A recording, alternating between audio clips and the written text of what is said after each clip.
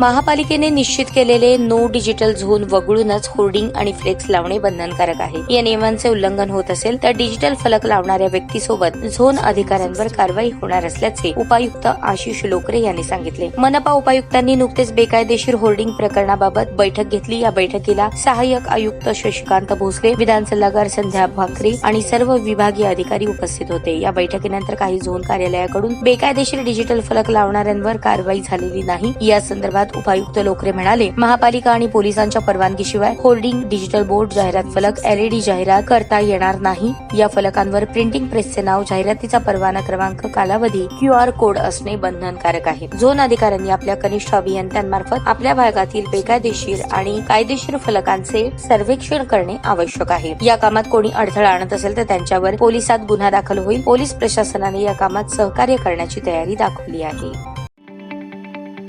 ताज्या बातम्या पाहण्यासाठी प्राईम महाराष्ट्र न्यूज चॅनलला सबस्क्राईब करा।